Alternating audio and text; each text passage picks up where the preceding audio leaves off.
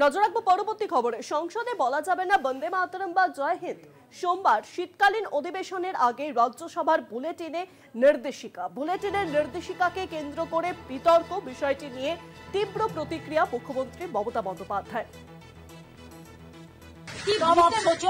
तब आप सोचो देश में क्या चल रहा है कि जय हिंद और वंदे मातरम जैसे शब्द भीतर नहीं बोलने चाहिए। क्यों नहीं बोलेगा? हमारा पब्लिक का जो रिप्रेजेंटेशन होता है उसमें जय हिंद वंदे मातरम नेशनल सॉन्ग है, तो क्यों नहीं बोलेंगे?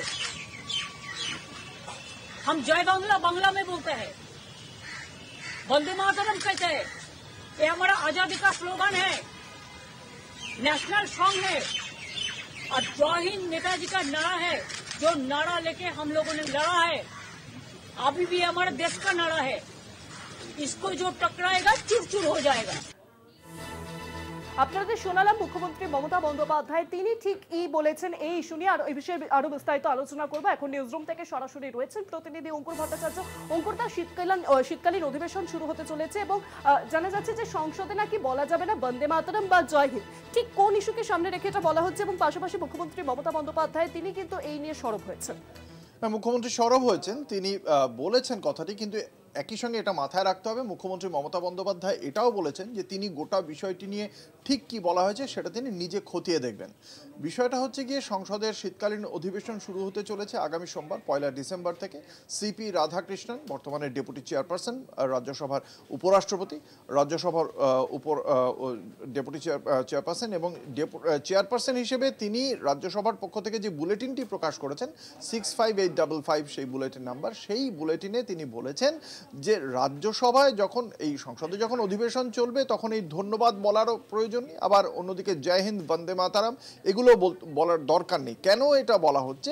যে রাজ্যসভায় হয়তো কেউ কোনো একটা প্রশ্ন করেছেন, সেই প্রশ্নের উত্তর দিচ্ছে হয়তো সরকার পক্ষ, সেই সময় ওয়েলে নেমে এসে চিৎকার চেঁচামেচি করেন অনেক সময় বিরোধী সাংসদরা, বা জয় হিন্দ বন্দে মাতারাম করে যখন তারা স্লোগান দিতে থাকেন তখন যিনি উত্তর দিচ্ছেন তার কিন্তু উত্তরটা শুনতে পাওয়া যায় না।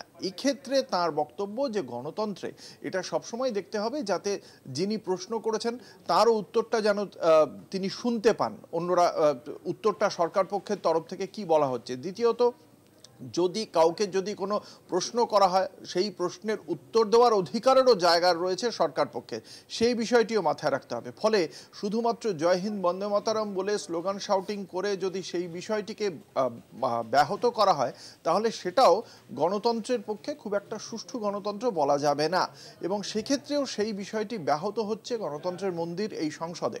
সেই কারণেই 2024 সাল থেকেই এই বিষয়টি ছিল। এবারেও অধিবেশনের আগে সিপি রাধাকৃষ্ণন, রাজ্যসভার চেয়ারপারসন, তিনি খুব স্পষ্টভাবে সেই বিষয়টিই সামনে এনেছেন, সেটাই সামনে এসেছে। সেই কারণেই বলা হচ্ছে সংসদে বলা যাবে না বন্দে মাতারাম জয় হিন্দ। তবে এই বিষয়টি ঠিক এই অর্থে নয় যে বন্দে মাতারাম জয় হিন্দ বাতিল করা হচ্ছে, তবে যাতে স্লোগান শাউটিং করে কারোর উত্তর দেওয়া বা কারোর প্রশ্ন করার যে স্বাধীনতা, সেই স্বাধীনতাটা যাতে মানে তাকে সেখান থেকে যাতে বঞ্চিত না করা হয় সেই বিষয়টি বলা হয়েছে এখানে। অনেক ধন্যবাদ অঙ্কুর। নিউজরুম থেকে সরাসরি ছিলেন প্রতিনিধি অঙ্কুর ভট্টাচার্য।